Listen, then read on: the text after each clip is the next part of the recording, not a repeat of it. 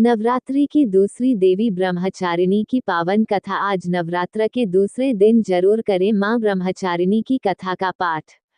मां दुर्गा की नवशक्ति का दूसरा रूप ब्रह्मचारिणी है। यहाँ ब्रह्म का तात्पर्य तपस्या से है। मां दुर्गा का ये स्वरूप भक्तों और सिद्धों को अनंत फल प्रदान करने वाला है। इनकी पूजा से तप, त्याग, वैराग्य, सदाचार और संयम में वृद्धि होती है। आज 4 अक्टूबर 2024 को नवरात्रि के दूसरे दिन माता के ब्रह्मचारिणी स्वरूप की उपासना की जाती है।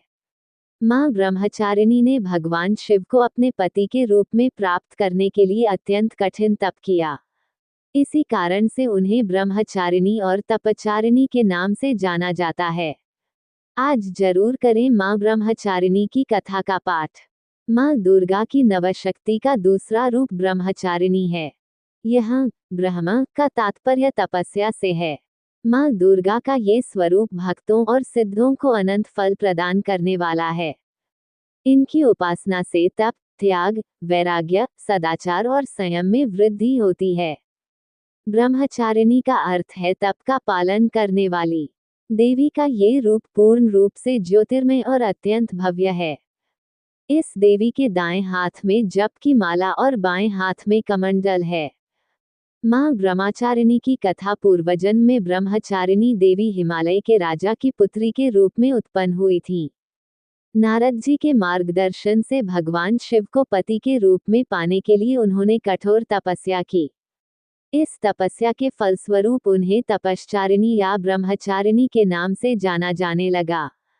उन्होंने 1000 वर्षों तक केवल फल फूल का सेवन किया और फिर 100 वर्षों तक केवल भूमि पर रहकर शाक का आहार लिया। कुछ समय तक उन्होंने कठोर उपवास रखा और खुले आसमान के नीचे वर्षा और धूप की कठिनाइयों को सहन किया। 3000 वर्षों तक उन्होंने टूटे हुए बेलपत्र खाकर भगवान शंकर की आराधना की। इसके बाद उन्होंने सूखे बेलपत्र भी खाना छोड़ दिया। कई हजार वर्षों तक निर्जल और निराहार रहकर तपस्या करती रहीं, जिसके कारण उनका नाम अपर्णा पड़ा। कठिन तपस्या के परिणाम स्वरूप देवी का शरीर अत्यंत दुर्बल हो गया। देवता, ऋषि, सिद्धगण और मुनियों ने ब्रह्मचारिणी की तपस्या को अद्वितीय पुण्य कार्य माना और उनकी प्रशंसा की। उन्होंने कहा, हे देवी, आज तक किसी ने इस प्रकार की कठोर तपस्या नहीं की, ये केवल आप ही कर सकी। आपकी इच्छाएं अवश्य पूरी होंगी और भगवान चंद्रमौली शिवजी आपको पति के रूप में प्राप्त होंगे। अब आप तपस्या समाप्त कर घर लौट जाइए। शीघ्र ही आपके पिता आपको लेने आ रहे हैं।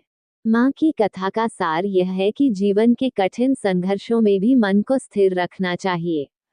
मां ब्रह्मचारिणी देवी की कृपा से सभी सिद्धियां प्राप्त होती हैं।